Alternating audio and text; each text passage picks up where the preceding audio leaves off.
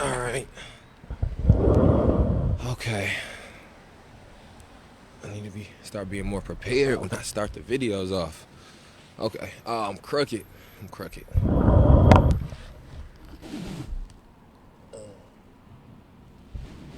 Okay.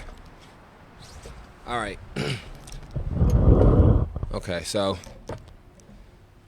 I gotta be more prepared when I start these videos off. That's my fault.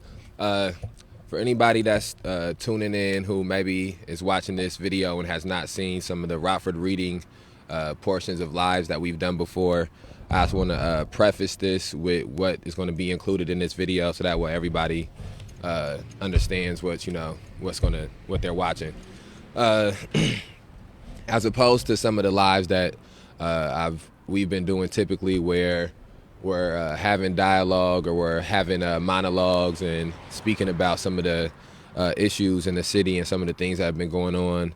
I'm going to spend this live reading this book, Why We Can't Wait, by Dr. Martin Luther King Jr. I think that it has a very relevant topics for some of the things that's going on now. And I'm reading this just as much.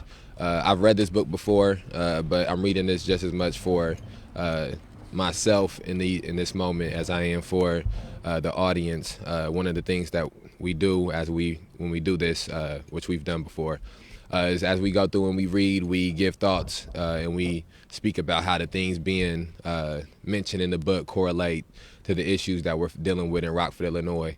And so that's something that I will do periodically as I'm going through and reading this book, is I will stop and speak about how these issues correlate with what's going on in the city now. Let me know too how this audio sounds. It's a little windy tonight. It's gonna be cold these next 2 days, so I guess I had all these days that I could have read in this nice weather, and I chose to get a cold night. So I'm not sure how long how long I will be reading for, how long this will last for, but I will probably try to do this periodically throughout the day until we can I don't mean to say we. Well, I do mean to say we. I ain't really I don't know that anybody else is also going to be reading. This is like a thing that this is a personal thing that I'm doing. And also, I'm not going to speak too much about some of the issues that we've talked about before leading up to this video, leading up to reading the book, because I believe as I go through and read the book, it'll be a lot of things that I will relate directly towards recent events. And so anybody who may be watching this in an effort to hear about some of the more recent things, or some of the more things that are going on specifically in Rockford, as I go through and read this book, I will correlate those things. So I'm a stop talking and just go into reading. And please, if you're watching this, share this video. And I should still start the video off like this by saying justice for Faustin Guaitigo, justice for Tyrus Jones, justice for Jose Gonzalez Jr., and justice for Denzel Duvant. They're the ones who did it. All right, here we go. Chapter 1. The Negro Revolution. Why 1963? The bitterly cold winter of 1962 lingered throughout the opening months of 1963, touching the land with chill and frost, and then was replaced by a placid spring. Americans awaited a quiet summer. That it would be pleasant, they had no doubt. The worst of it would be the nightmare created by 60 million cars, all apparently trying to reach the same destination at the same time. 50 million families look forward to the pleasure of 200 million vacations in the American tradition of the frantic hunt for relaxation. It would be a pleasant summer because, in the mind of the average man, there was little cause for concern. The blithe outlook about the state of the nation was reflected from as high up as the White House. The administration confidently readied a tax reduction bill. Business and employment were at comfortable levels. Money was, for many Americans, plentiful. Summer came, and the weather was beautiful. But the social climate of American life, erupted into lightning flashes, trembled with thunder, and vibrated to the relentless, growing rain of protests come to life through the land. Explosively, America's third revolution, the Negro Revolution, had begun. Okay, I want to interject here too.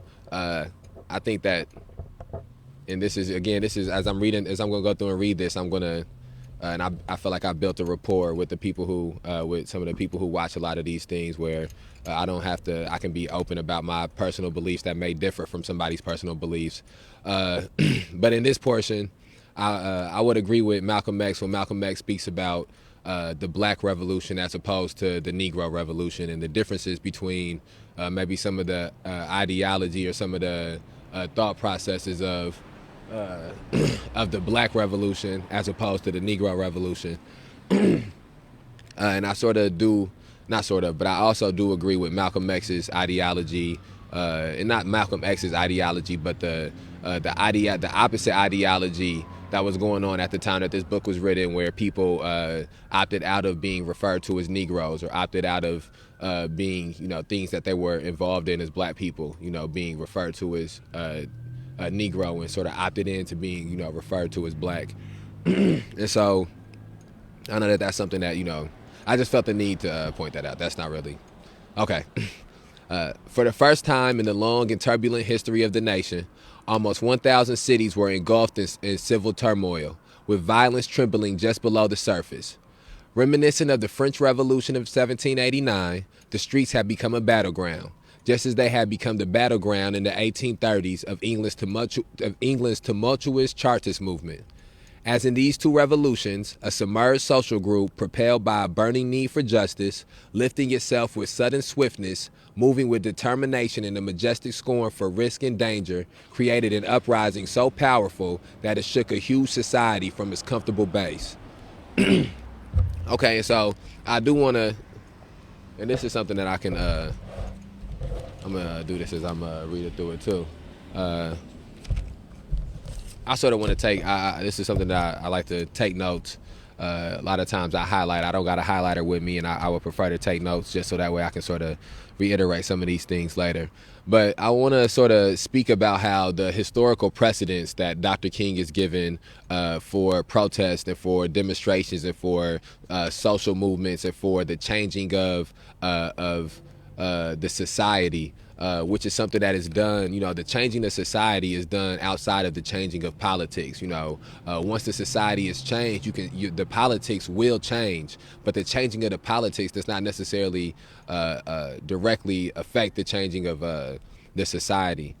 Because the changing of the politics can be at face value. You can change laws and change policies, but if you don't enact the changes that are in those policies or within those laws, or if you do this just to say that you have done it, but the intentions of the thought pattern of the people who have to uphold those things have not altered, which would be the society, then you end up in a revolving door. So I just want to point out how 1789. These 2 years that he gives for. All right. Never in American history had a group seized the streets, the squares, the sacrosanct businesses through fairs, and the marble halls of government to protest and proclaim the unendurability of their oppression. Had room-sized machines turned human, burst from the plants that housed them, and stalked the land in revolt, the nation could not have been more amazed. Undeniably, the Negro had been an object of sympathy and wore this. All right, this is what I'm gonna do too. I'm gonna say this too. Every time that he said the Negro, I'm just gonna keep it a buck. I'm gonna substitute that for Black people, maybe Black people. Yeah, for Black people. It's a personal thing. Undeniably, Black people have been an object of sympathy and wore the scars of deep grievances, but the nation had come to count on them as a creature who could quietly endure, silently suffer, and patiently wait. He was well trained in service, and whatever the provocation, he neither pushed back nor spoke back. Just as lightning makes no sound until it strikes, the Black Revolution generated quietly. But when it struck, the revealing flash of its power and the impact of its sincerity and the fervor displayed a force of a frightening intensity. 300 years of humiliation, abuse, and deprivation cannot be expected to find voice in a whisper. The storm clouds did not release a, quote, gentle rain from heaven, end quote, but a whirlwind, which has not yet spent its force or attained its full momentum. Because there is more to come. Because American society is bewildered by the spectacle of the Black man in revolt. Because the dimensions are vast and the implications deep in a nation with 20 million Black people, it is important to understand the history that is being made today. And then again, I want to point out that this is a book that was written 1964. Uh, and the majority of the book takes place in 1963, and I think that it's important to point out the relevance that a lot of the things that are being spoken on have with where we currently are today. I think that you can read through this first portion of this book and you can almost put yourself in what has gone on in the past 12 months in America with some of the protests and uprisings that have stemmed around police terrorism and mass incarceration and racial injustice.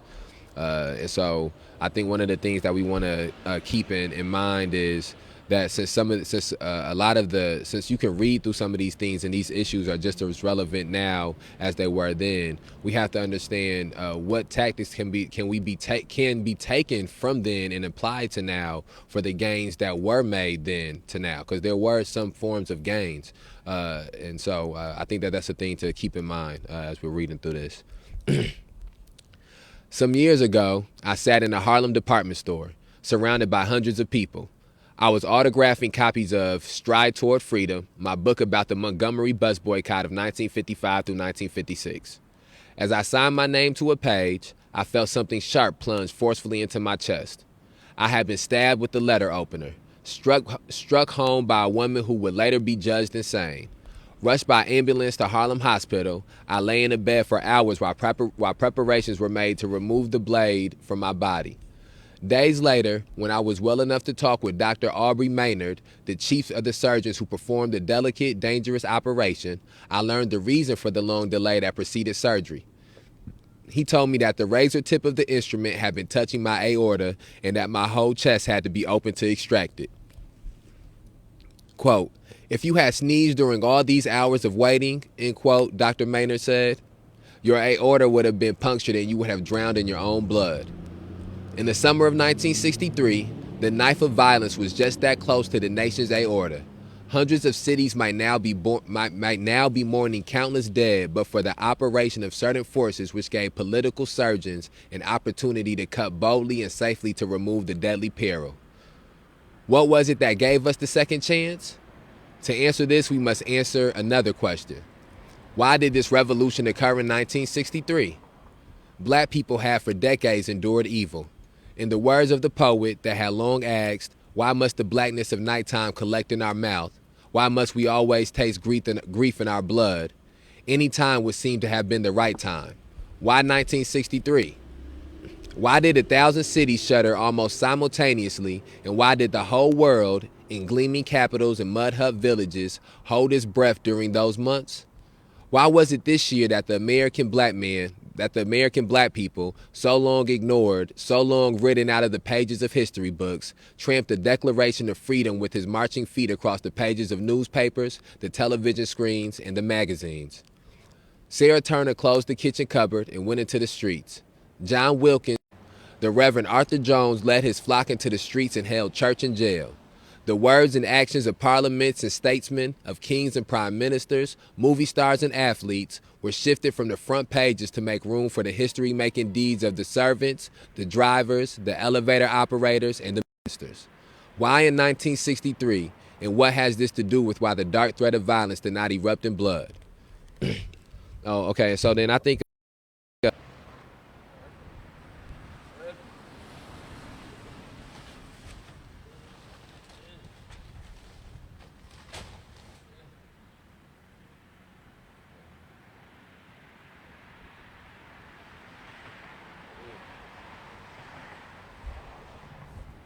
Okay. Dang, it's crooked and it's far as hell now. Yeah.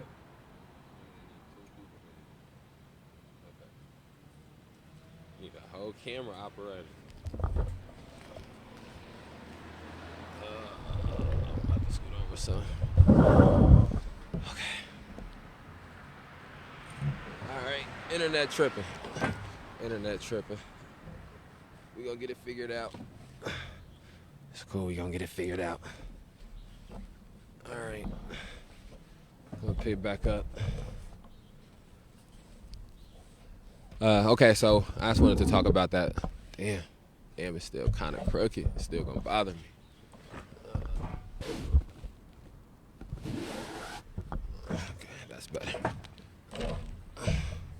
Okay, so I want to talk about that portion that I just read right there, that we just read. And I think that a lot of those same correlations can be made to the things that took place last year after the murder of George Floyd. So I think it's even apropos to be reading this book in what would have been what is a year after the day he was murdered. So when people were heavy out in the streets all over the nation, here in Rockford, everywhere. Here in Rockford, people didn't take to the streets till the Saturday that followed. But a year ago, it were people that were taking to the streets, and it was the way that Dr. King put it here, where he speaks about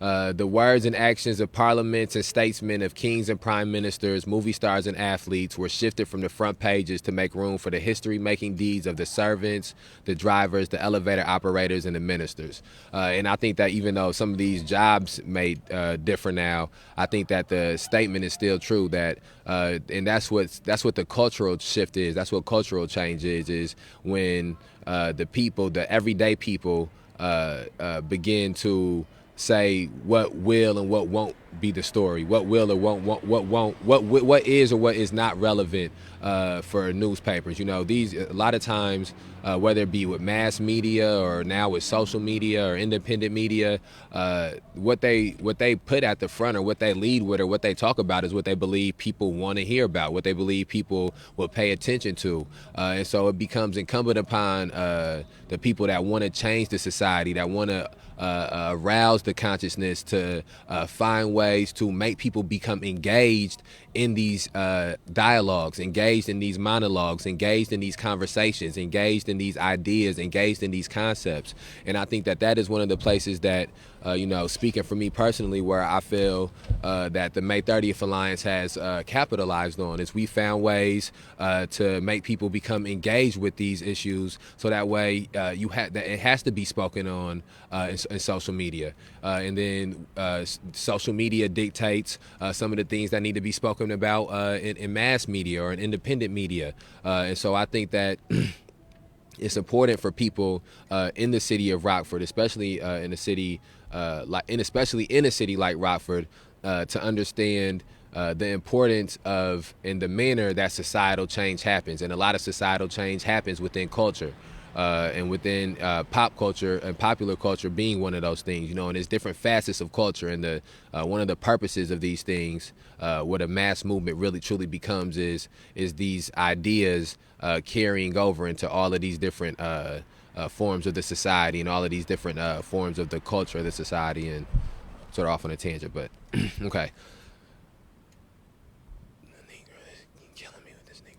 All right. Black people have been deeply disappointed over the slow pace of school desegregation. They knew that in 1954, the highest court in the land had handed down a decree calling for desegregation of schools, quote, with all deliberate speed, end quote. He knew that this edict from the Supreme Court had been heeded with all deliberate delay. At the beginning of 1963, 9 years after this historic decision, approximately 9% of Southern Negro students were attending integrated schools. If this pace were maintained, it would be the year 2054 before integration in Southern schools would be a reality. And so I want to do this as we're reading through here too. So he just gave a reference point and a frame of reference for the slow speed at which he felt that school desegregation was happening. And so I don't know if it's a way for us to actually get this measured out 100%, but this is one of the things that I felt like I should have did better during the ongoing teaching, is take note of something and come back, get the answer for it, and speak about the information again.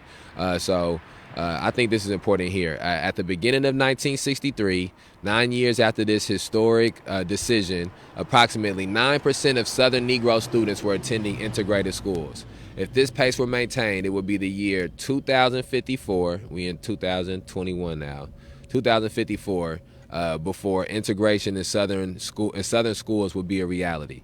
And so I wonder, in 2054, how much more of Southern schools are integrated to the extent that they're speaking about, and then how much more of public school, just schools in America in general, are integrated to that level. That's just a thought. Maybe I'll look that up. Not maybe, I'll look that up, double back. In its wording, the Supreme Court decision had revealed an awareness that attempts will be made to evade its intent. The phrase, quote, all deliberate speed, end quote, did not mean that another century should allow to unfold before we release black children from the narrow pigeonhole of the segregated schools.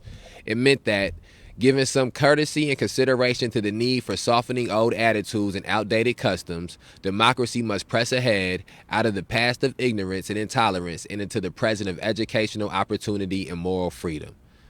Yet the statistics make it abundantly clear that the segregationists of the South remained undefeated by the decision. From every section of Dixie, the announcement of the High Court had been met with declarations of defiance. Once recovered from their initial outrage, those defenders of the status quo had seized the offensive to impose their own schedule of change. The progress that was supposed to have been achieved with deliberate speed had created change for less than 2% of black children in most areas of the South, and not even 0.1% in some parts of the deepest South. There was another factor in the slow pace of progress, a factor of which few are aware and even fewer understand. It is an unadvertised fact that soon after the 1954 decision, the Supreme Court retreated from its own position by giving approval to the pupil placement law. This law permitted the states themselves to determine where school children might be placed by virtue of family background, special ability, and other subjective criteria. The pupil placement law was almost as far-reaching in modifying and limiting the integration of schools as the original decision had been in attempting to eliminate segregation. Without technically reversing itself, the court had granted legal sanction to tokenism and thereby guaranteed that segregation in substance would last for an indefinite period, though formally it was illegal. In order, then, to understand the deep disillusion of the black people in 1963, one must examine his contrasting emotions at the time of the decision and during the 9 years that followed. One must understand the pendulum swing between the elation that arose when the edict was handed down and the despair that followed the failure to bring it to life. Okay, and then I want to, I guess, point out a few things there. Sometimes I don't want to stop too often in the midst of reading these things, but I do believe it becomes important to just try to point out some of the things of cross-referencing to now, so that way people don't think they're just hearing something that has no relevancy to where we're at now. But I think that when they speak about how the Brown versus Board of Education got passed, which was supposed to desegregate the schools, I think that you can draw a correlation, and of course this is at a smaller scale and it is comparing apples to oranges, but I think that sometimes you have to compare when you're trying to figure something out about fruit and the nature of fruit, sometimes you have to compare apples to oranges to figure out how to deal with the apples and how to deal with the oranges. So I do understand that the desegregation of schooling and police quote-unquote reform is comparing apples to oranges, but I do think that some of the mentality that are used by these institutions can be dissected.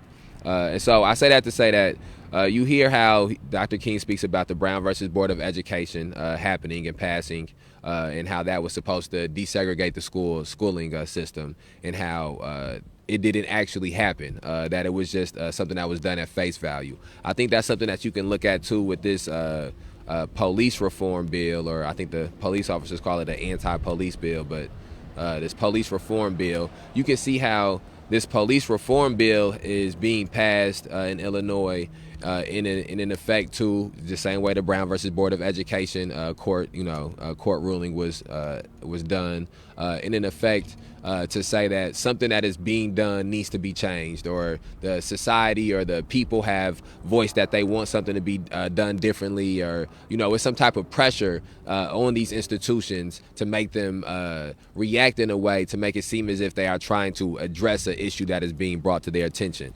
But the devil is in the details when it comes to things like this, because even though on paper and in lettering they may say that they are addressing it, if they do not apply the things that are on these papers, apply the things that is in this lettering, then it doesn't matter. And so you hear how Dr. King speaks about how it would be 2054 before this change substantially actually happened that they were speaking about, because of the slow pace that they were using. Because even though they was able to say, look, we're desegregate, we've said we're going to desegregate the schools, we're desegregating the schools, we're in the process of doing it, they were doing it, that was it's a half truth, and that's what these institutions use is, that's like the headline, the school is desegregated. But if you look closer, you see the slow pace in which they are being desegregated will make it that by the time like we live here, in 2021, some of these, they took such a slow pace to desegregate some of these schools that classism and capitalism has become such a higher issue, and less than racism, not less than racism. It has become a higher issue than it was at the time. And now you have issues with public schools in general, and not just the black public schools, and not just the public schools in minority areas, because of the divestment that has, came from public schooling. And so I just think that is, again, we're sort of getting off topic some, and I'm probably diving into shit that I'm slightly not misinformed, but not as informed as I should be about. But I just think that it's important to point out the mindset and the tactics that's being used. And one of the tactics that's used is to put on paper that you are addressing an issue without actually having the intent of addressing the issue. Okay. A second reason, and it's probably some other stuff I should have said too, but I got off on a tangent. I got to get better with these tangents. Damn. All right. A second reason for the outburst in 1963 was rooted in disappointment with both political parties. From the city of Los Angeles in 1960, the Democratic Party had written an historic and sweeping civil rights pronouncement into its campaign platform. The Democratic standard bearer had repeated eloquently and often that the moral weight of the presidency must be applied to this burning issue. From Chicago, the Republican Party had been generous in its convention vows on civil rights, although its candidate had made no great effort in his campaign to convince the nation that he would redeem his party's promises. Then, 1961 and 1962 arrived, with both parties marking time in the cause of justice. In the Congress, reactionary Republicans were still doing business with the Dixiecrats, and the feeling was growing among black people that the administration had oversimplified and underestimated the civil rights issue.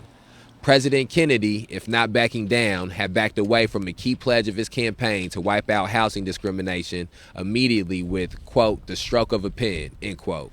When he had finally signed the housing order 2 years after taking office, its terms, though praiseworthy, had revealed a serious weakness in his failure to attack the key problem of discrimination and financing by banks and other institutions, a problem that still exists today. While black people were being appointed to some significant jobs and social hospitality was being extended at the White House to black leaders, the dreams of the masses remained in tatters. The black people felt that they recognized the same old bone that had been tossed to them in the past, only now it was being handed to them on a platter, with courtesy. And see, that gets us back to some of the things that we were just speaking about. Let me mark this. I need a highlighter. I'm tweaking.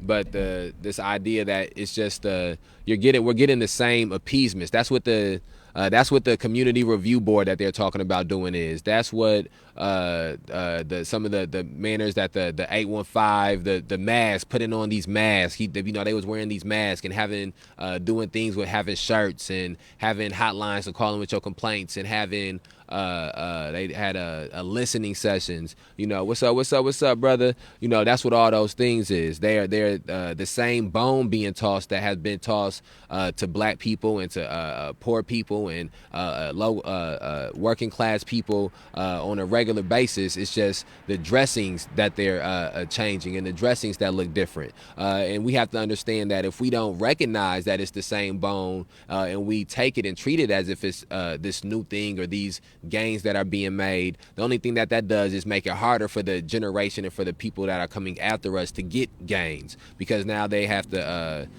part of the problem with accepting tokenism is that it makes it even that much harder for you to get genuine desegregation or genuine equality or genuine equity. Once you've accepted the token, now not only do people have to fight against the institution and fight against the system, they have to now fight against the token that is put in place by the institution and the system. And so we have to be careful with not recognizing the same tricks being done by new magicians. The administration had fashioned its primary approach to discrimination in the South around a series of lawsuits, chiefly designed to protect the right to vote. Opposition toward action on other fronts had begun to harden. With each new Negro protest, with each new black, with each new with each new protest of black people, that's a black sound best doesn't sound right either. All right. With each new black protest, we were advised, sometimes privately and sometimes in public, to call off our efforts and channel all of our energies into registering voters. On each occasion, okay, let me speak about this too. That's something that happened last year regularly. We would be at City Market or we'd be at a protest, and somebody would be telling me or telling us that what we needed to do is to channel our efforts into voting, or we needed to go out and vote, or we needed to, it was an election year, we needed to be registering people to vote. And though I personally am not anti-electoral politics, and I wasn't anti some of the things that they were saying. I think that is very telling that whenever people take to the streets and take to using a different form of political action, that people try to get them to opt back into doing the same old thing, even though it's proof that has not worked. Not only that has not worked, but it can be and has been manipulated. And of course, there's pros and cons with everything. There are cons that come with protesting and demonstrations and being in the streets. But I do think that it is telling that it is a regular pattern for when people start taking to the streets and start taking to a different form of political action, that people tell them to just go back to the same old form of political action. Go back to just voting, which you can only do every so often. Go back to, And so, again, and I think that it's important that we point out to younger generations that that's not what they should do, that it is people who are going to vote. The problem is not that we don't have enough people voting. The problem is that we don't have enough people doing other things to make sure that those votes have a power in them, and that is pressure in them, and that is a leverage being exerted to them. Once these people get into office, they should be pressure from the community, and pressure from the society should force them to do the humane things, should force them to do the correct things, the morally advantageous things. They shouldn't be allowed to get into office and then manipulate the community, and then manipulate the people, and try to get the people to just trust what it is that they are doing.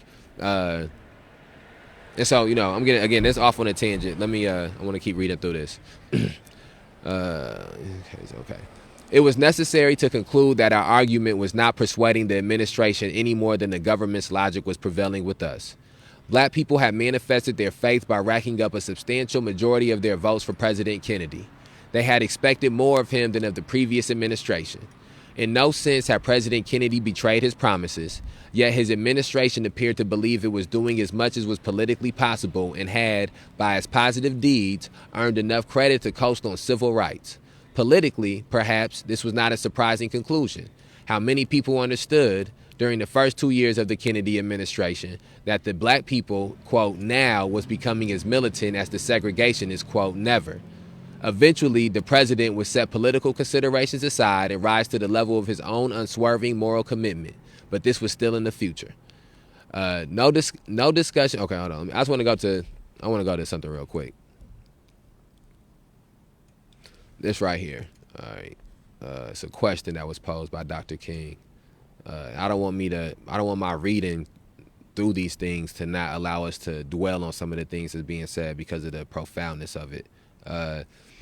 How many people understood during the first 2 years of the Kennedy administration that the black people's, quote, now was becoming as militant as the segregationists, quote, never? I think that that's something that's very relevant to where we're at now. I think that can be said about abolition. Oh, they come in. They've been driving around a lot tonight. They must gonna do a raid. Y'all can see the police. Here, let me put this down so y'all can see the police. See how many times they come by tonight. I want y'all to be able to see them. They probably listening. See how many times they come by tonight.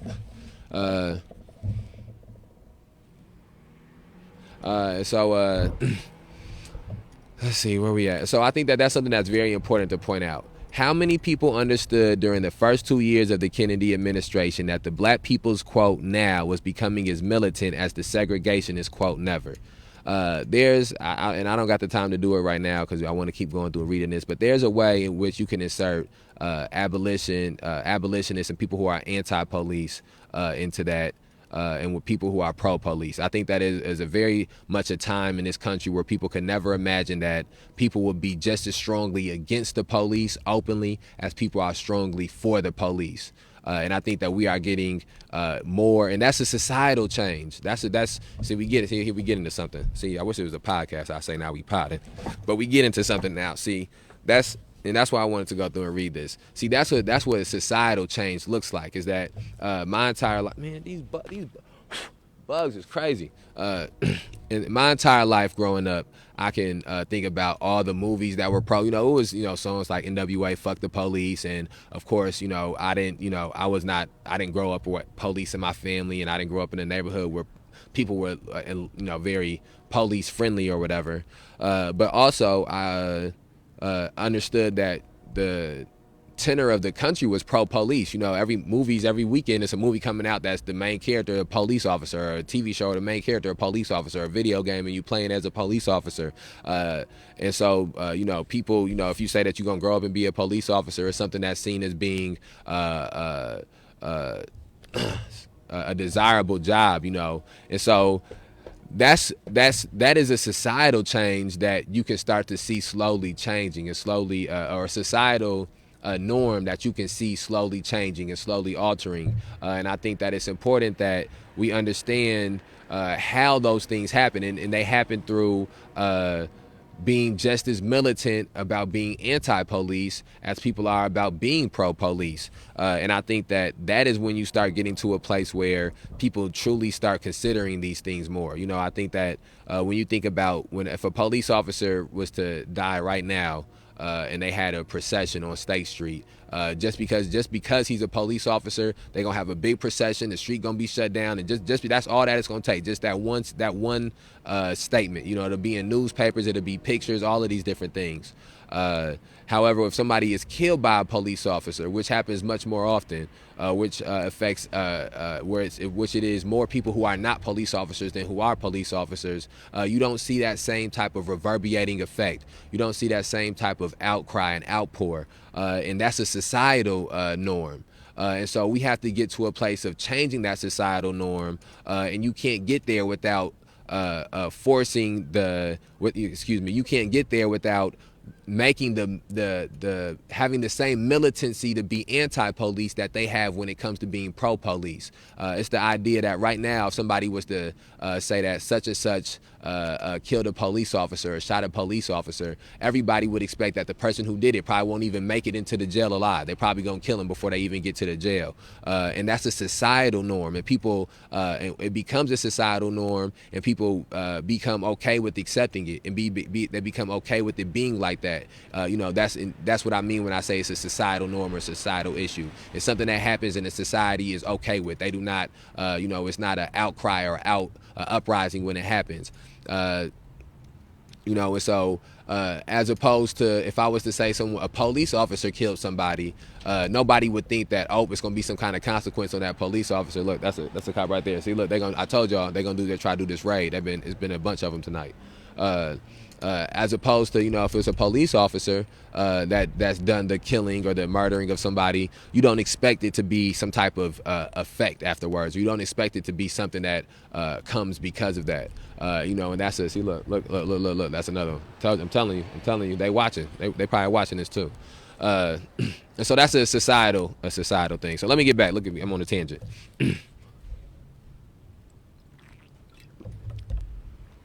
Oh damn.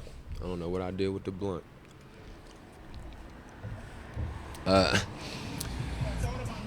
No discussion of the influences that bore on the thinking of the Negro in 1963 would be complete without some attention to the relationship of this revolution to its international events. Throughout the upheavals of Cold War politics, black people have seen their government go to the brink of nuclear conflict more than once. The justification for risking the annihilation of the human race was always expressed in terms of America's willingness to go to any lengths to preserve freedom. To the black people, that readiness for heroic measures in the defense of liberty disappeared or became tragically weak when the threat was within our own borders and was concerned with the Negro's liberty. Ooh, he got me with the Negro word. While black people are not so selfish as to stand isolated and concerned for their own dilemma, ignoring the ebb and flow of events around the world, there is a certain bitter irony in the picture of their country championing freedom in foreign lands and failing to ensure that freedom to 20 million of its own. From beyond the borders of this own land, the black people have been inspired by another powerful force. They have watched the decolonization and liberation of nations in Africa and Asia since World War II. They knew that yellow, black, and brown people have felt for years that the American Negro was too passive, unwilling to take strong measures to gain his freedom. He might have remembered the visit to his country of an African head of state who was called upon by a delegation of prominent American black people. When they began reciting to them their long list of grievances, the visiting statesman had waved a weary hand and said, quote, "I am aware of current events. I know everything you are telling me about what the white man is doing to the black people. Now tell me, what are the black people doing for themselves?" End quote. The American black people saw in the land from which they had been snatched and thrown into slavery a great pageant of political progress. They realized that just 30 years ago, there were only 3 independent nations in the whole of Africa. They knew that by 1963, more than 34 African nations had risen from colonial bondage. The Negro saw I keep getting me with this Negro word. Black people saw black statesmen voting on vital issues in the United Nations and knew that in many cities of their own land, they were not permitted to take that significant walk to the ballot box. They saw black kings and potentates ruling from palaces and knew they had been condemned to move from small ghettos to larger ones.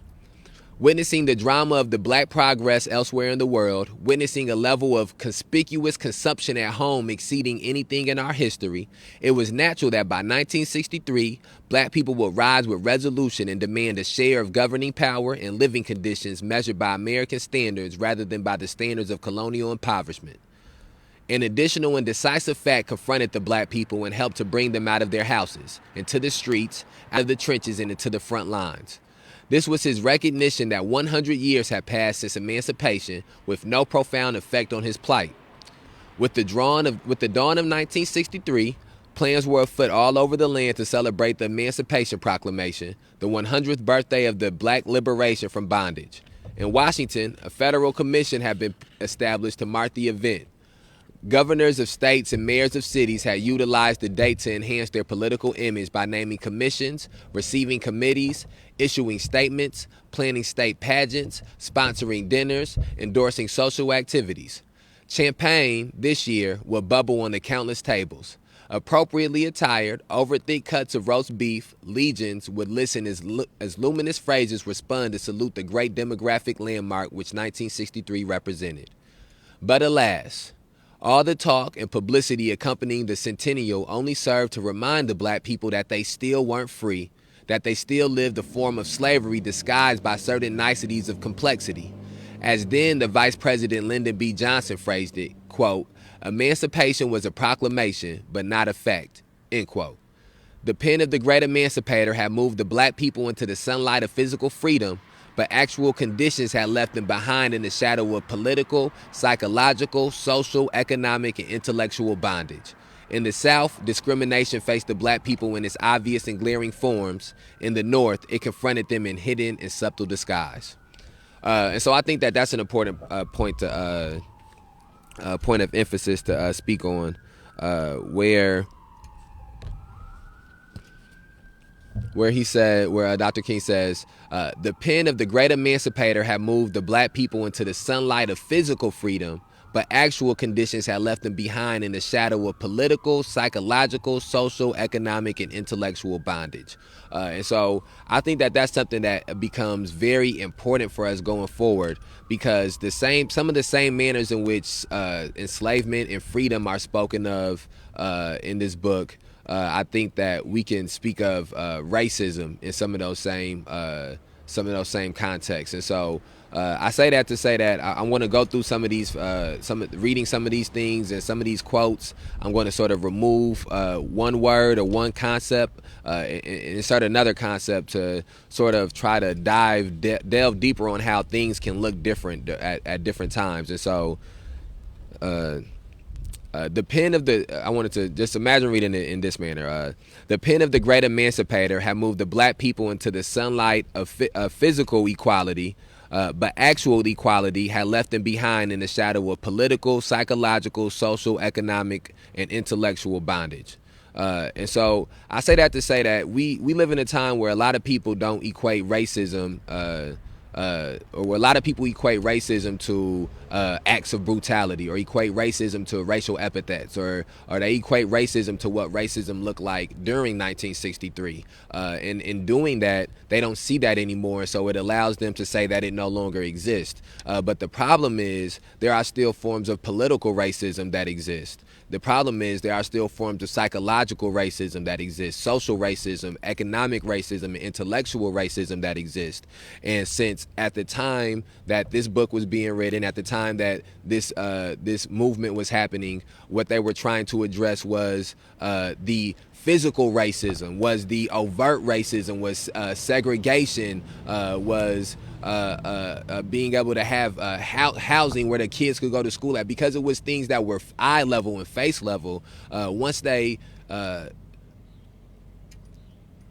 started to chip away at some of those things, it made it so that when things were adjusted and people try to point those out, people didn't understand what those things look like. And so I think we live in a time, people say this all the time to me about people not understanding, or people being ignorant, or even sometimes I'll talk to people about how just people just don't understand. And I do think that it is a true a disconnect from what racism actually is, and what racism actually looks like, and what racism actually feels like, and from what people think racism looks like, and think racism feels like, and think racism sounds like.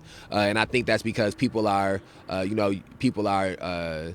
so used to seeing these macro aggressions of racism, and not so used to seeing the microaggressions, or understanding the microaggressions of racism. And a lot of those microaggressions manifest in political racism, and psychological racism, social racism, economic racism, intellectual racism. And when you understand all of these different levels of it, that's what gives you the full spectrum of when we white power structures, and white nationalism, and white institutions, and how it's deeper than just trying to make a couple of adjust their changes for a year. When you understand, let's say, okay, let's just take it like this. Let's say that you had one group that in Rockford that was going to take care of addressing political racism. That's going to be a full-time job.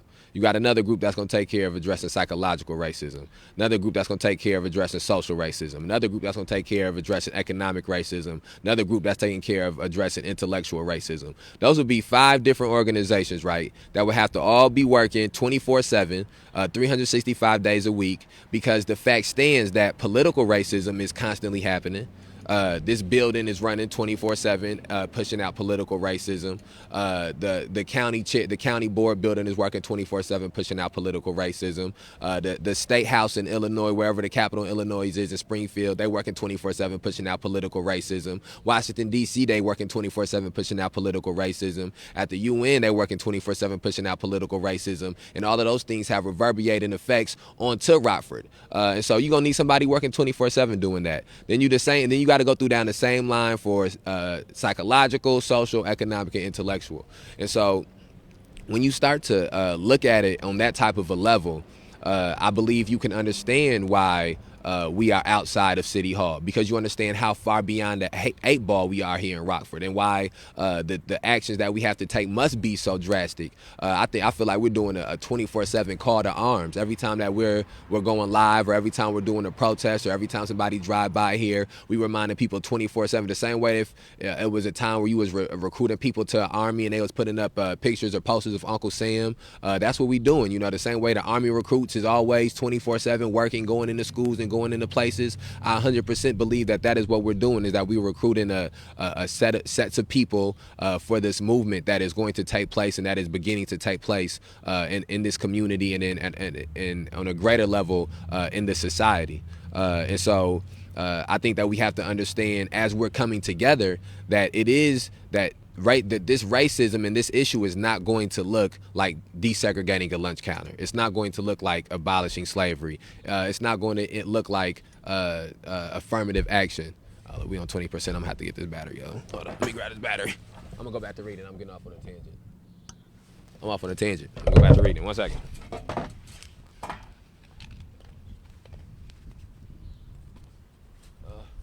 Battery, yeah. No.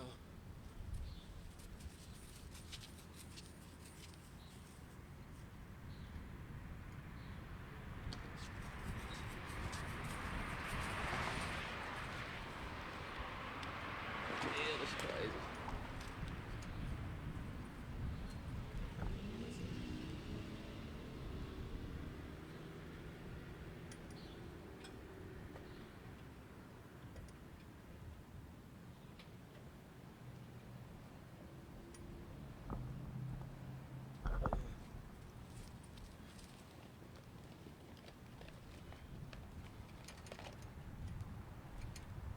Okay.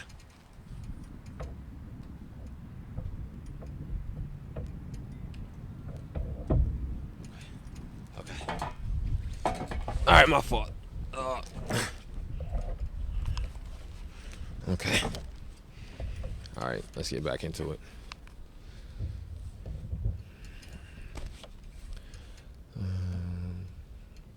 Black people had also recognized that 100 years after emancipation, they lived on a lonely island of economic insecurity in the midst of a vast ocean of material prosperity. Black people are still at the bottom of the economic ladder. They live within two concentric circles of segregation. One imprisons them on the basis of color, while the other confines them within a separate culture of poverty. The average black person is born into want and deprivation. Their struggle to escape their circumstances is hindered by color discrimination. They are deprived of normal education and normal social and economic opportunities. When they seek opportunity, they are told, in effect, to lift themselves by their own bootstraps, advice which does not take into account the fact that he is barefoot. By 1963, most of America's working population had forgotten the Great Depression or had never known it. The slow and steady growth of unemployment had touched some of the white working force, but the proportion was still not more than 1 in 20. This was not true for the black people. There were 2.5 times as many jobless black people as whites in 1963, and their median income was half of that of the white man. Many white Americans of goodwill had never connected bigotry with economic exploitation. They have deplored prejudice, but tolerated or ignored economic injustice. And so I think that that's a point right there that to speak on. And that's what we were just talking about, understanding the different forms that these issues take, the different ways that they look, the different ways that they present themselves, and how if we don't educate people to understanding the different ways that they present themselves, they will continuously be ignorant to them. They will continuously be blind to them. We have to awaken them to what some of these issues look like. And for us, one of the things that what we're focusing on heavily is police terrorism and mass incarceration of our forms of racial injustice. But there are other iterations of these things as well that are, of course, all intertwined. But I think it's important here to note where Dr. King says many white Americans of goodwill have never connected bigotry with economic exploitation. That's the same thing can be said with many white Americans of goodwill have never connected bigotry with political exploitation. Many white Americans of goodwill have never connected bigotry with educational exploitation. Many white Americans of goodwill have never connected bigotry with psychological exploitation. When people are used to the brutality of lynchings and used to the brutality of brutalized people, black people being beat in the streets. Sometimes just getting rid of that, the triggering visual of that makes people think that the issue is gone because that was such a hard thing to stomach, and something that is as slight as economic exploitation or as political exploitation, something that's as subtle as educational exploitation, they feel as if is not an issue, or that it goes by them. They're not, it doesn't grab their senses, in the same way.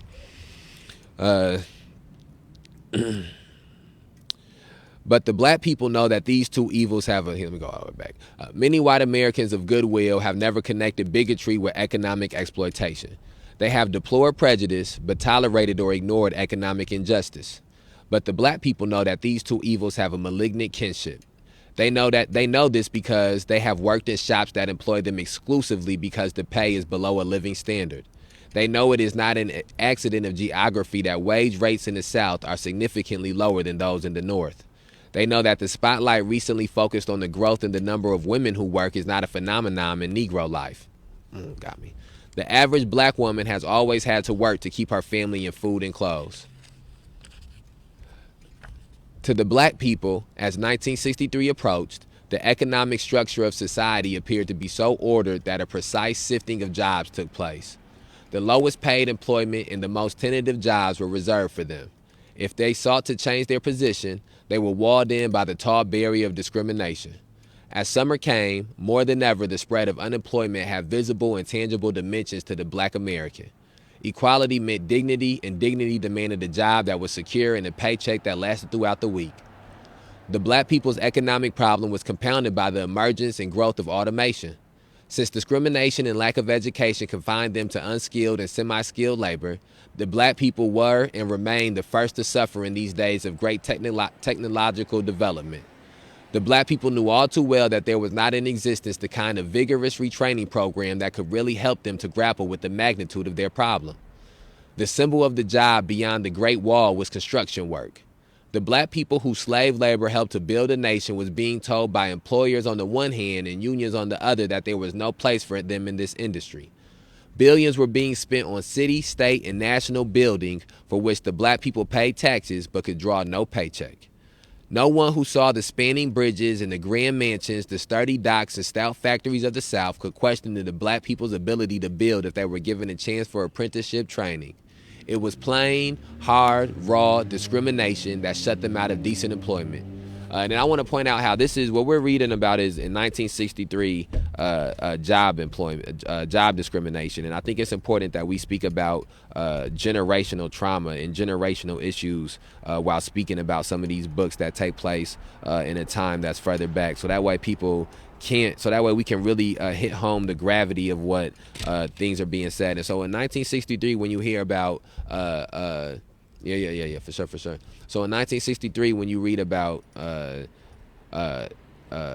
unfair employment opportunities for a generation, you have to understand, and unfair educational opportunities for a generation, you have to understand that has reverberating effects on the next generation. And so now the children that they have are disadvantaged because of the lack of opportunities their parents had. Now the children are disadvantaged because of the lack of educational opportunities, the lack of opportunities to accumulate wealth, the lack of an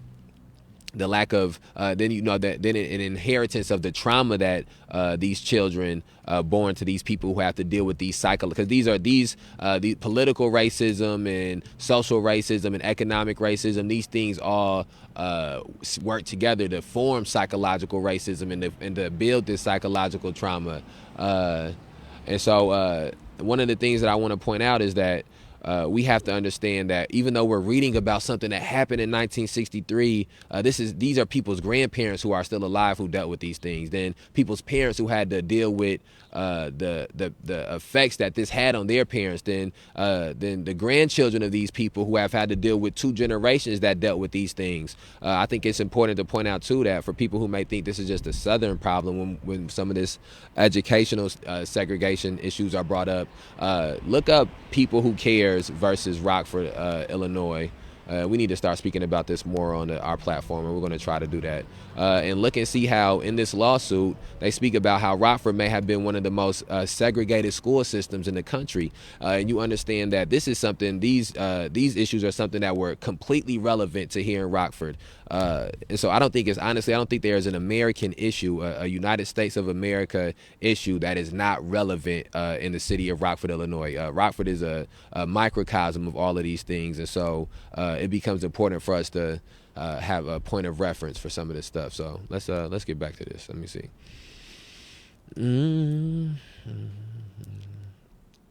Okay. In 1963, the black people, who had realized for many years that they were not truly free, awoke from a stupor of inaction with the cold dash of realization that 1963 meant 100 years after Lincoln gave his autograph to the cause of freedom.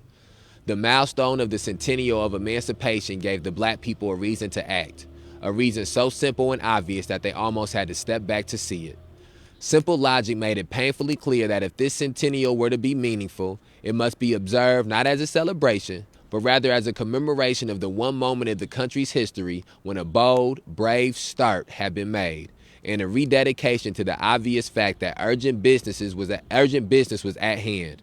The resumption of that noble journey toward the goals reflected in the preamble to the Constitution itself, the Bill of Rights, and the 13th, 14th, and 15th Amendments.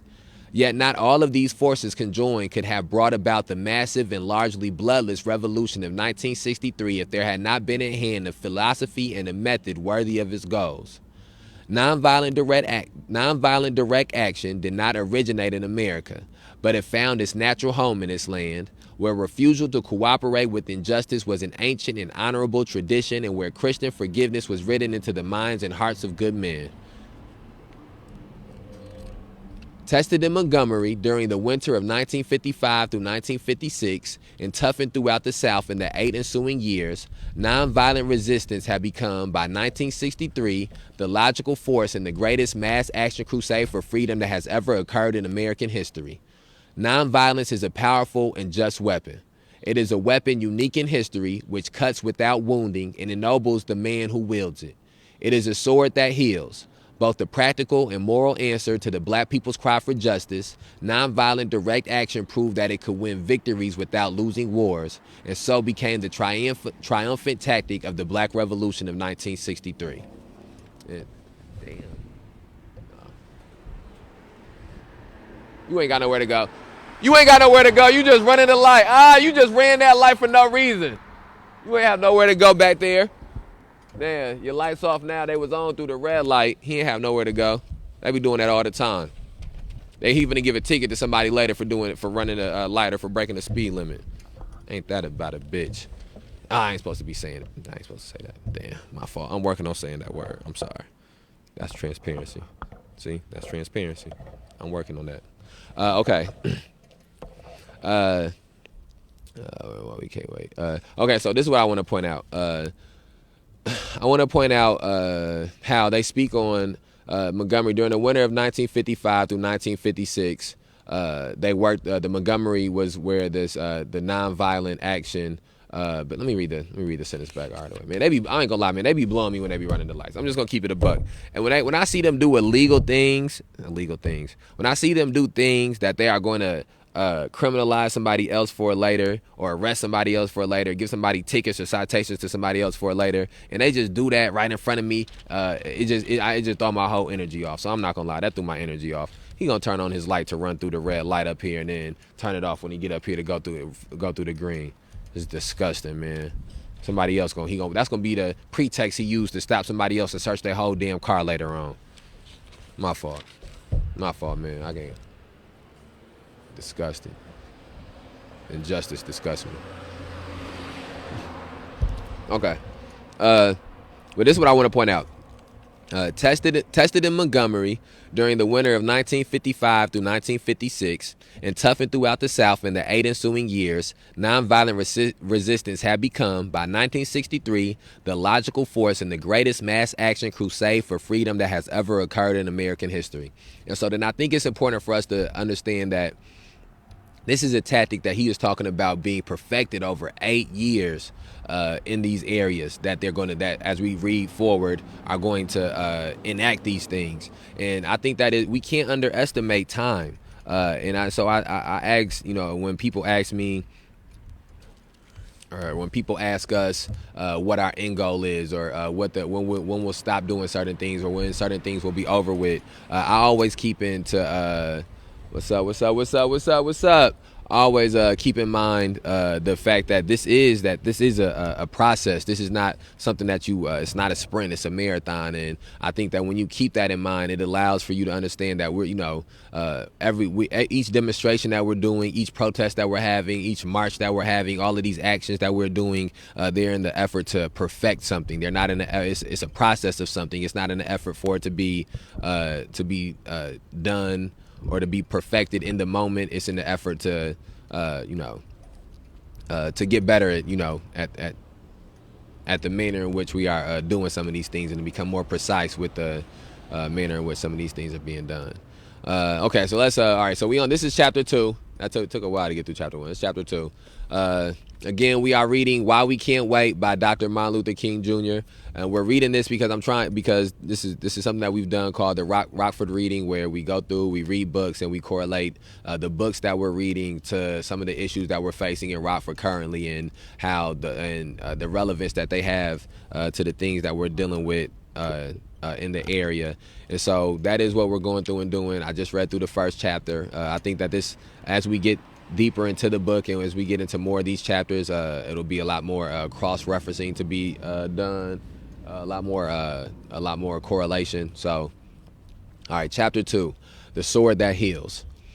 In the summer of 1963, a need and a time and a circumstance and the mood of a people came together. In order to understand the present revolution, it is necessary to examine in more extensive detail the psychological and social conditions that produced it, and the events that brought the philosophy and method of nonviolent direct action into the forefront of the struggle. It is important to understand, first of all, that the revolution is not indicative of a sudden loss of patience within the black people. The black people had never really been patient in the pure sense of the word. The posture of silent waiting was forced upon them psychologically because they were shackled physically. In the days of slavery, this suppression was openly, scientifically, and consistently applied. Sheer physical force kept the black people captive at every point. They were prevented from learning to read and write, prevented by laws actually inscribed in the statute books. He was forbidden to associate with other black people living on the same plantation, except when weddings or funerals took place. Punishment for any form of resistance or complaint about his condition could range from mutilation to death. Families were torn apart, friends separated, cooperation to improve their condition carefully thwarted. Fathers and mothers were sold from their children, and children were bargained away from their parents.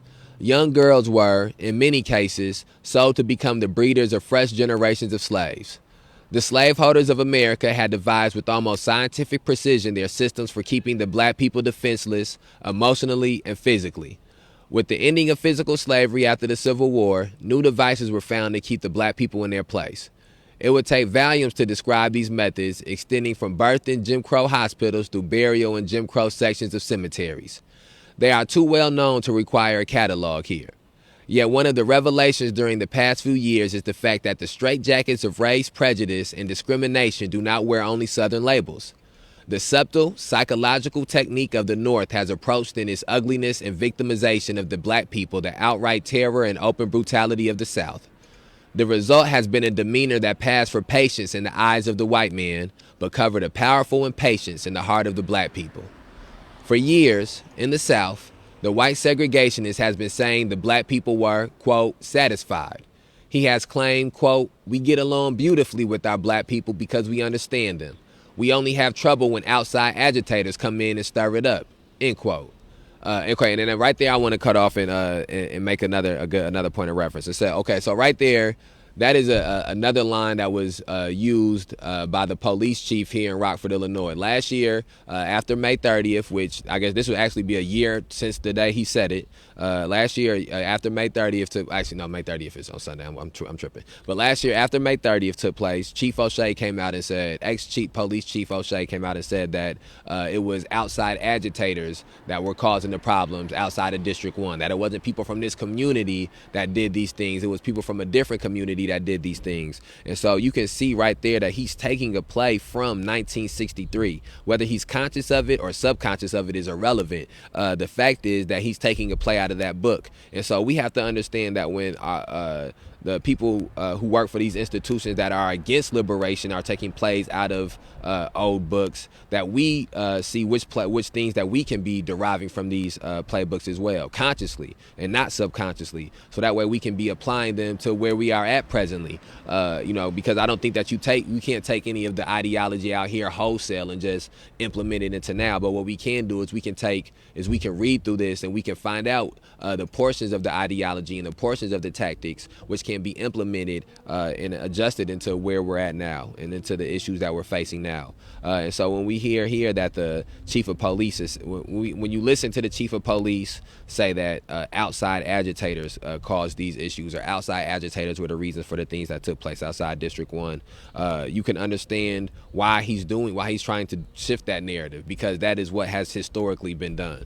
And then that's how you can understand that, and that's how you start to be able to tell which people are genuine in their actions and which people are genuine in their words, by finding out which ones are saying genuine things and which ones are regurgitating things that have been said by prior entities or prior people that held those same positions.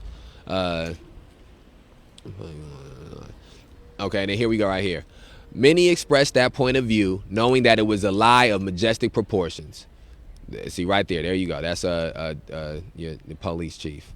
Many expressed this point of view, knowing that it was a lie of majestic proportions. Others believed they were speaking the truth.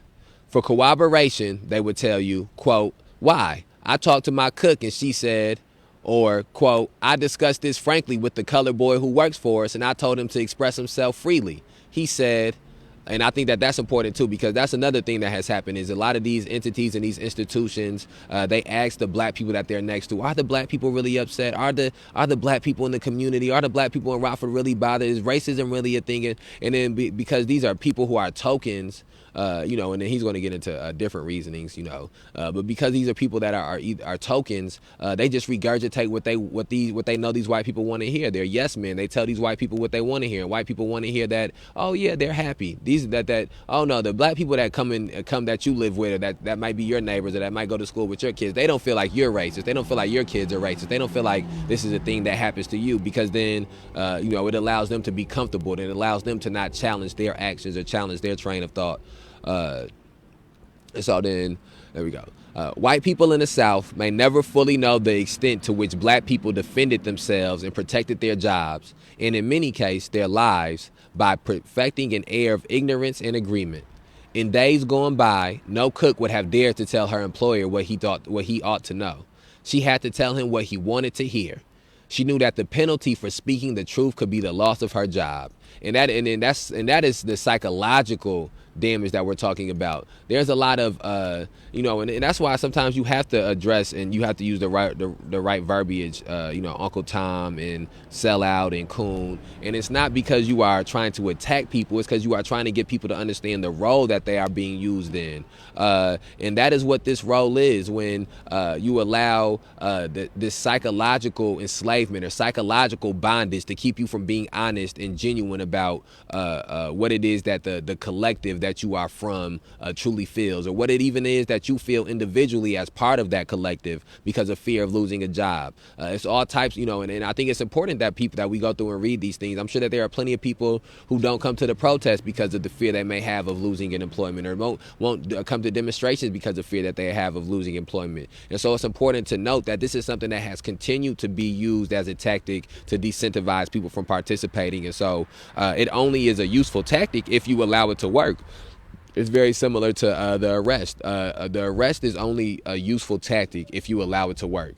If you do not allow them arresting you to disincentivize you from doing what you are in your legal rights, what you are in your constitutional rights, what you are in your human rights to do, if you continue to do it, then the tactic is no longer useful. And so even though they continue to use these petty arrests and try to find any trumped up reason to try to arrest me, because I don't allow it to disincentivize me from my actions, because I don't allow it to disincentivize me from speaking, it becomes a tactic that is null and void. And we can get to a point where this tactic is null and void with more people and with the community as a whole, but we have to get people politically aware of why these things are happening. Okay, let's see. During the Montgomery Bus Boycott, a white family summoned their black cook and asked if she supported the terrible thing. Oh.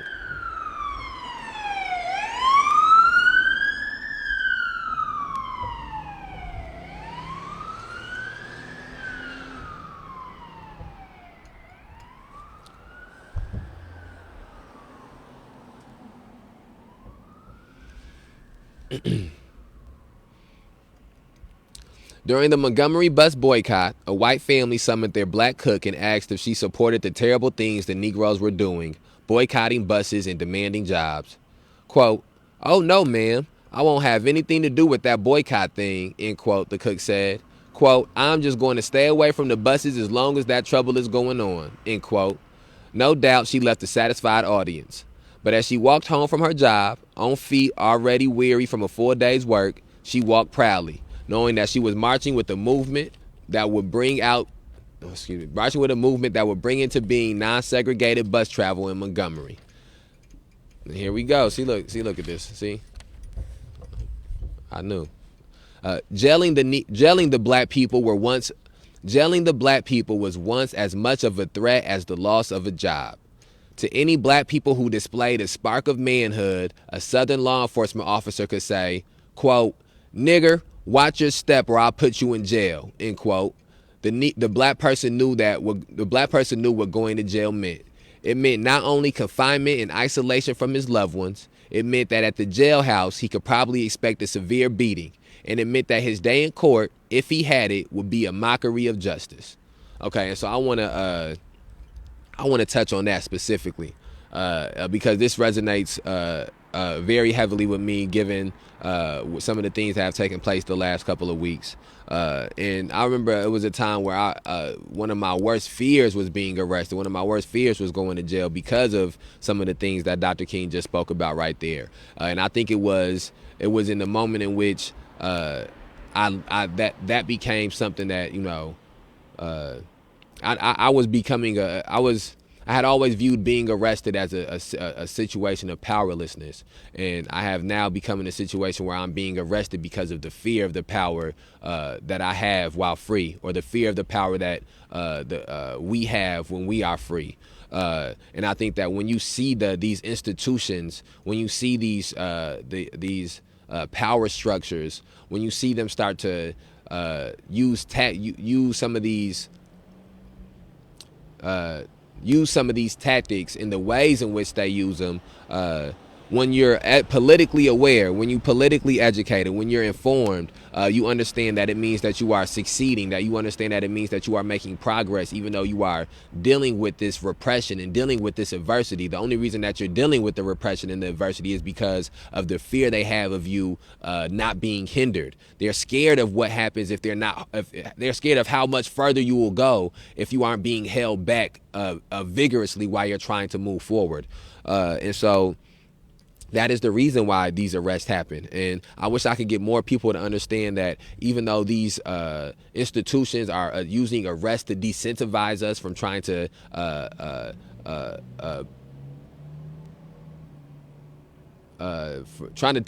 trying to use these arrests to disincentivize us from using rights that are with the from doing things that are within our rights, from doing things that are within our rights, not only as humans, but as citizens of this country. We have the right to assemble. We have the right to protest. We have the right to petition our government. And the only reason that they are using arrest are arresting people for doing these things is to get them to stop doing these things. But the moment that we don't allow arrests to get us to stop doing these things is the moment that the arrests are no longer useful. They are only useful as long as we allow them to be useful. And so I hope that one of the things that it comes across as we continue to try to politically educate the community, as we continue to do that in ways, whether that be through demonstrations, whether that be through dialogue and in lives and podcasts, whether that be through in-person conversations and dialogues, is to get people to understand tactics that will be used by these institutions, so that way we can nullify those tactics. It's popping tonight, ain't it? Even today, there still exists in the South, and in certain areas of the North, the license that our society allows to unjust officials who implement their authority in the name of justice to practice injustice against minorities. Where, in the days of slavery, social license and custom placed the unbridled power of the whip in the hands of overseers and masters, today, especially in the southern half of the nation, armies of officials are clothed in uniform, invested with authority, armed with the instruments of violence and death, and conditioned to believe that they can intimidate, maim, or kill black people with the same recklessness that once motivated the slave owner. If one doubts this conclusion, let them search the records and find how rarely in any southern state a police officer has been punished for abusing a black person. And so then I think that that is something that becomes 100% relevant to where we sit at now, where you can look, where we have these poles sitting up here, and as it stands, we're going to put up a memorial for Faustin on Saturday at 2:00 p.m., so please come out. But we sit here on this street where there's multiple people who have been killed by police officers, killed by law enforcement, died in the custody of law enforcement, and not a single one of them has been punished for it. In 2021, that's what's happening. And this is in 1963 that Dr. King is talking about this. In the South, in 1963, Dr. King is speaking about police officers being unpunished for the abuse that they do to that they were doing to black people. And we sit here in 2021 in Rockford, Illinois, and we are outside of the city hall because of police officers being unpunished for the things that are done to black people. And I think that one of the things that somebody might say in this moment is, well, see, that obviously it's not working. You still doing the same thing that was some of the same things that were being done back then. The thing that I would point out is that they killed Dr. King. The thing that I would point out is that they jailed and imprisoned countless revolutionaries and countless activists. And I would say that they did those things not because the people were unsuccessful in their actions, but because they seen that they were becoming successful in their actions. And so I think that we have to understand the reasons in which we still are facing some of these same issues. And it's not because the tactics that were being used during this time were insufficient or did not work. It's because the tactics that were being used during this time were sufficient and were working. And so they got rid of the people who were using the tactics, whether through assassinations, whether through imprisonment, or whether through co-optation. And so it becomes our job not to say that. So it becomes our job to find a way to adapt some of these tactics and adapt some of these ideologies, but to also not allow ourselves to be as susceptible to co-optation. Also to allow ourselves to be able to not be as susceptible to imprisonment, but understanding that we do not control if the state tries to falsely imprison somebody, but that we will not allow false imprisonment to deter us from continuing on in our mission. And the same thing for assassinations. You can't control if a white vigilante assassinates an activist, or control if a rogue police officer or even just the institution of policing enacts something that leads to the assassination or the death of an activist. But what you can control is how you continue on past that, how you don't allow that to deter you or hinder you, how you allow that to be a motivation to continue to try to make these gains. And so I think that is something that that is what should be being pointed out. If somebody's going to say, well, why are you doing the same things that have been done before, or that people have been protesting and it's not worked, or people protested before and it didn't get us anything. People protested before and it did get us things. It got us plenty of things. It's just the problem is a lot of those things were not only diluted, but they were tactically given. It's just like, this was a lot of people talk. I've heard people speak about this point in time. James Baldwin said that he believed that this era, the civil rights era, should be referred to as insurrection. It was the second slave insurrection. And he said that they put it down the same way you put a slave insurrection down, by assassinations and by murders. And so I think that it's important that we remember that the black liberation movement and the civil rights movement, these things were put down with iron fist. They were not stopped because black people felt that they couldn't do it anymore, or black people felt like they had got all the gains that they could get out of it. All right, let me get back into it. Is the police? They be having me looking for their ass. Okay. Since nonviolent action has entered the scene, however, the white man has gasped at a new phenomenon. He has seen black people by the hundreds and by the thousands marching toward him, knowing they are going to jail, wanting to go to jail, willing to accept the confinement, willing to risk the beatings and the uncertain justice of the Southern courts. There were no more powerful moments in the Birmingham episode than during the closing days of the campaign when black youngsters ran after white policemen asking to be locked up. There was an element of unmalicious mischief in this.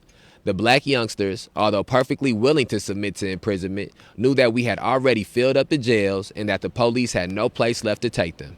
When, for decades, you have been able to make a man compromise his manhood by threatening him with the cruel and unjust punishment, and when suddenly he turns upon you and says, quote, "Punish me.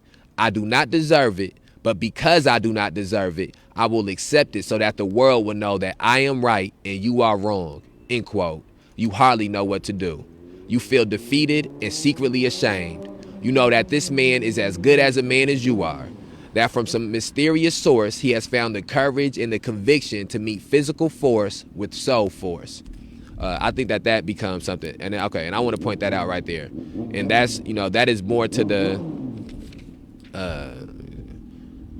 my notes is crazy. That is more to the point that I've been speaking about the jailing is, and that is how I feel about jailing. I do feel when these arrests happen that, no, I don't want to go to jail, but because I understand that I'm only being jailed because I'm in the right. We are only being jailed because we are in the right. I accept the penalty of being right.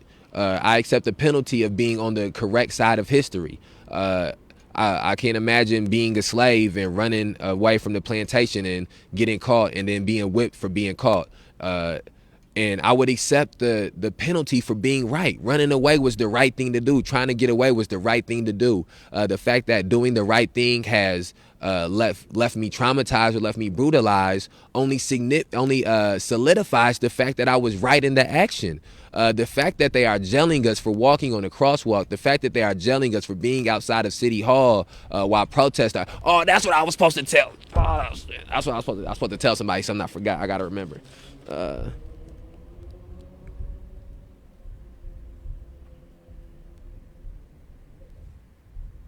Okay, sorry. I gotta tell somebody something.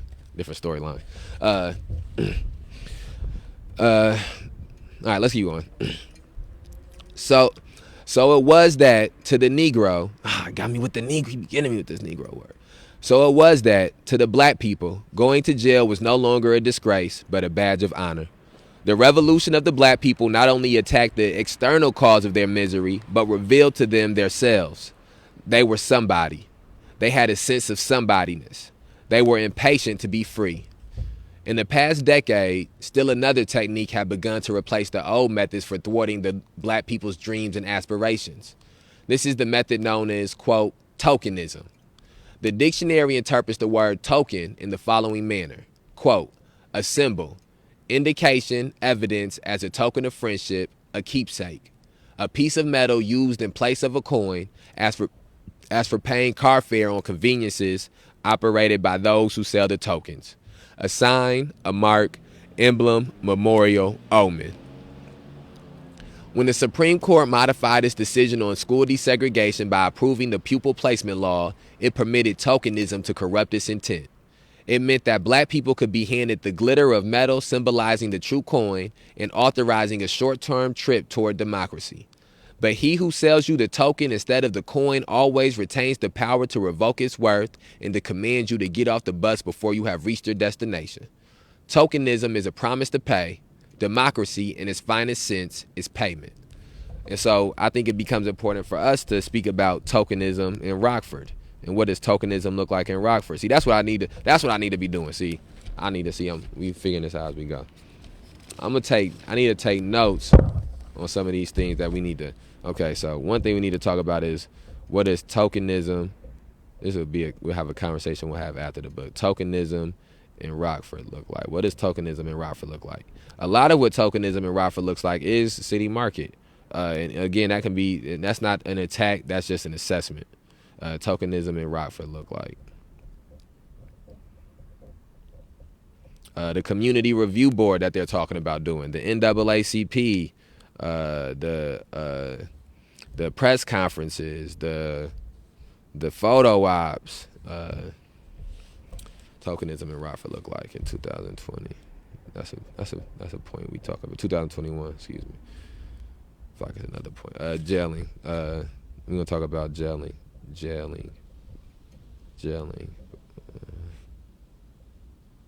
My fault. See, that's how we gotta do it. You gotta read through the book, and then bust down the things to double back on later. Okay. Oh, it's a little chilly. I had to take a smoke break in a little bit. The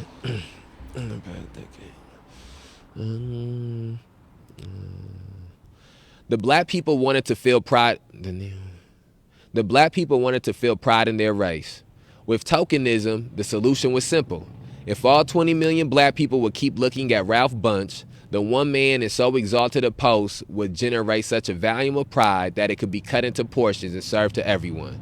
A judge here and a judge there, an executive behind a polished desk in a carpeted office, a high government administrator with a toehold on a cabinet post, one student in a Mississippi university lofted there by an army, 3 black children admitted to the whole high school system of a major city. All these were tokens used to obscure the persisting reality of segregation and discrimination. Woo! He getting in that bag. Now he in a bag. And the same thing can be said for Rockford. An alderman here and an alderman there. A couple of canopies down at City Market. A couple of listening sessions with some aldermen and the mayor. Some press conferences with the mayor. Face masks that say listen and t-shirts that say listen. All our tokens used to obscure the persisting reality of racism and police terrorism and mass incarceration that go on in the city of Rockford, Illinois, and in Winnebago County. The same things can be applied. The same things can be said. And so that's why we can read these books from times past and they still have relevance. And that's how you know that the cities and this country is rooted in these things. Because you can go back to read something from a separate time and still have relevance. For a decade, the hard struggles had culminated in limited gains, which, if they advanced at all, crawled sluggishly forward. Schools, jobs, housing, voting rights, and political positions, in each of these areas, manipulation with tokenism was the rule. Black people have begun to feel that a policy was crystallizing, that all their struggles have brought them merely to a new level in which a selected few will become educated, honored, and integrated to represent and substitute for the many. Those who argue in favor of tokenism point out that we must begin somewhere, that it is unwise to spurn any breakthrough, no matter how limited. This position has a certain validity, and the black people freed movement and the black freedom movement has more often than not attained broad victories which had small beginnings. There is a critical distinction, however, between a modest start and tokenism. The tokenism black people condemn is recognizable because it is an end in itself. Let me try again. The tokenism black people condemn is recognizable because it is an end in itself. Its purpose is not to begin a process, but instead to end the process of protest and pressure. It is a hypocritical gesture, not a constructive first step. And that's all that has happened in Rockford. That's all that has happened in Rockford. He's in a bag.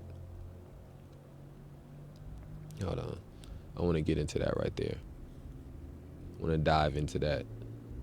I'm gonna put page 23. See? Oh yeah. See, we get into it. All right. I want to dive into that. So right here when Dr. King says, there's a critical distinction, however, between a modest start and tokenism. The tokenism black people condemn is recognizable because it is an end in itself. Its purpose is not to begin a process, but instead to end the process of protest and pressure.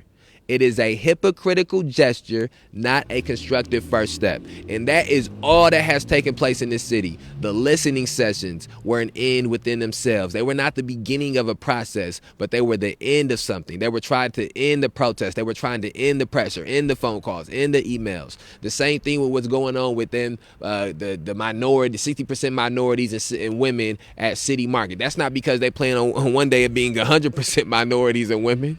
That's not because they plan on one one day turning the reins over to all black people and turning the market into some type of gathering of minorities and women. It's because they want to be able to earn their profit and earn their money and sharpen their image or keep their image clean, and then also be able to negate the protest, be able to end the protest, be able to end the pressure that's being put upon them. And so we have to understand why tactics are being used, so that way when people are being pawns for these tactics, we can assess them and let them know. And they can understand that, no, this is not an attack. I'm letting you know that this is something that has been used historically multiple times. It's being used on you right now. You got the banana in the tailpipe pulled on you. You need to understand that that's what's happening. And then you need to, and now that you are cognizant of it, what decision are you going to make going forward? Are you going to stay in bed with the white nationalists, with the white supremacists, with the racists? Or are you going to get out of bed because it's not worth it? Okay. I have gone into the black people's resentment of tokenism at some length, for I believe that analyzing their feelings about it will help to elucidate the uncompromising position he takes today. I think it will explain why he believes that half a loaf is no bread. I think it will justify his conviction that he must not turn back. As I write, at the end of the first long season of revolution, the black people are not unmindful or indifferent to the progress that has already been made. They note with approval the radical change in the administration's approach to civil rights and the small but visible gains being made on various fronts across the country. If they are still saying, quote, not enough, it is because they do not feel they should be expected to be grateful for the halting and inadequate attempts of society to catch up with the basic rights they ought to have inherited automatically centuries ago by virtue of their membership in the human family and their American birthright. In this conviction, they describe to the words of President Kennedy uttered on June 11, 1963, only a few months before his tragic death. Quote, "We are confronted primarily with the moral issue."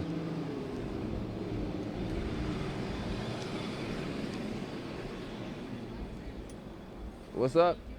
What's that? I got somebody that's in the alley over here. Okay, what's that got to do with? Any blankets? No. Do you have any like sweaters? No, police done took all our stuff. We don't got no extra stuff. Police took all our stuff. Okay, do you have any lunches? No, we don't got no stuff. No, nothing? No, the police took everything. Really? Yeah, really. That's sad. Yeah, it is. But I gotta get back to this. You be safe. I gotta get back to this. Okay. All right. Okay, well, take care. Yeah, you do the same thing. It's gonna rain tomorrow. Be safe. Stay dry. Okay. Thank you. You do the same thing.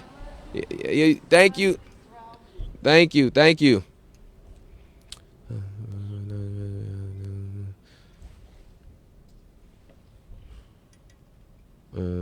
Okay. Quote, "We are confronted primarily with the moral issue. It is as old as the scriptures and it is as clear as the American Constitution. The heart of the question is whether all Americans are to be afforded equal rights and equal opportunities. Those who do nothing are inviting shame as well as violence. Those who act boldly are recognizing right as well as reality." End quote. For 100 years since emancipation, black people had searched for the elusive path to freedom. They knew that they have to fashion a body of tactics suitable for their unique and special conditions. The words of the Constitution had declared them free, but life had told them they were a twice burdened people. They lived in the lowest stratum of society, and within it, they were additionally imprisoned by a caste of color. For decades, the long and winding trails led to dead ends. Booker T. Washington, in the dark days that followed Reconstruction, advised them, quote, "Let down your buckets where you are." Quote, "Be content," he said, in effect, with doing well what the times permit you to do it all. However, this path, they soon felt, had too little freedom in its present and too little promise in its future. Dr. E.B. Du Bois, in his earlier years at the turn of the century, urged the, quote, "talented tenth" to rise and pull behind it the mass of the race. His doctrine served somewhat to counteract the apparent resignation of Booker T. Washington's philosophy. Yet, in the very nature of Du Bois' outlook, there was no role for the whole people. It was a tactic for an aristocratic elite who would themselves be benefited while leaving behind the untalented 90%. And then that's something that's been used against black people to this day is the idea that a percentage of black people are successful, or a percentage of black people have risen above the the yoke of, or have thrown off the yoke of racism, or not thrown off the yoke of racism, but maybe thrown off the yoke of oppression or the yoke of exploitation, and or thrown off the yoke of poverty. And since they did it, how come all black people can't do it? How come everybody can't do it? And we have to get into a place where we understand that as black people, we don't buy into that same type of a dialogue and conversation, because too many times I've seen black people buy into that as well. We cannot allow the people who are successful and the people who overcome the injustices to be used as shields, or used as defenders of the injustice. To say it should not be phrased, well, since such and such was able to overcome poverty and overcome some forms of racism to have a better life, how come you can't do it? The question should be, how come such and such had to overcome that so that way he could have this life? How come those boundaries are set there? And once we get to that place, that's when we get to, again, that's when you start having societal changes. Part of societal changes are changing the questions that we ask about the experiences we have. Let me see. I like that. See, I pulled that one right out my ass. Changing the questions we ask about the experiences we have. That's part of a societal change, of a culture change. I ain't gonna stunt. I gotta use the bathroom, G. But I don't wanna stop reading, and I gotta take a trap to go to the bathroom. It's a long walk. I'm just gonna keep on reading. I'm gonna go a little bit longer. After the First World War, Marcus Garvey made an appeal to the race that had the virtue of rejecting concepts of inferiority. He called for a return to Africa and a resurgence of race pride. His movement attained mass dimensions and released a powerful emotional response because it touched the truth which had long been dormant in the mind of the black people. There was reason to be proud of their heritage as well as their bitterly won achievements in America. Yet his plan was doomed because an exodus to Africa in the 20th century by a people who had struck roots for 3.5 centuries in the New World did not have the ring of progress. With the death of the Garvey movement, the way opened for the development of the doctrine which held the center of the stage for almost 30 years. This was the doctrine, consistently championed and ably conducted by the National Association for the Advancement of Colored People, that placed its reliance on the Constitution and the federal law. Under this doctrine, it was felt that the federal courts were the vehicle that could be utilized to combat oppression, particularly in the southern states, which were operating under the guise of legalistics to keep the black people down. Under the brilliant and dedicated leadership, the NAACP moved relentlessly to win many victories in the courts. The most notable of these established the right of the black people to participate in national elections, striking down evasive devices such as the grandfather clause, white primaries, and others. Beyond doubt, the doctrine of change through legal recourse reached flood tide in the education decisions. Yet the failure of the nation, over a decade, to implement the majestic implications of these decisions caused the slow ebb of the black people's faith in litigation as the dominant method to achieve their freedom. And so I want to, this is another thing I want to point out that we have here. Intention, we need to point out, it's intention and implementation. And I think those are things that are very important for us to understand about policies and about legislation and about Supreme Court rulings. We have to understand, and it sort of ties into tokenism. When Dr. King speaks about things not being implemented, when he talks about things being done with ulterior motives or with false intentions, that is how politics probably. Okay, I thought I was going to mess up. It was reconnected for a second, but that's just an example of how politics. We get back to intention and implementation later, but I thought that's an important thing to point out. Okay.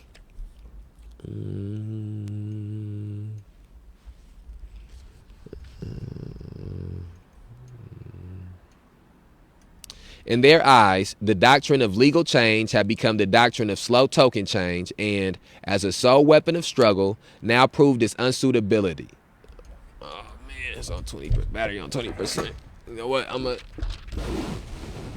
Battery on 20%. I need to charge this other battery pack up. So I'm gonna take a quick break, and then we gonna pop back on. Share this video. May 30th, Sunday, 2 o'clock at Haskell Park. City Market, Friday, 4 o'clock. Saturday, 2 o'clock. We putting up Faustus Memorial down here at say their name Square. I'm finna take a break. I gotta go to the bathroom. We outside.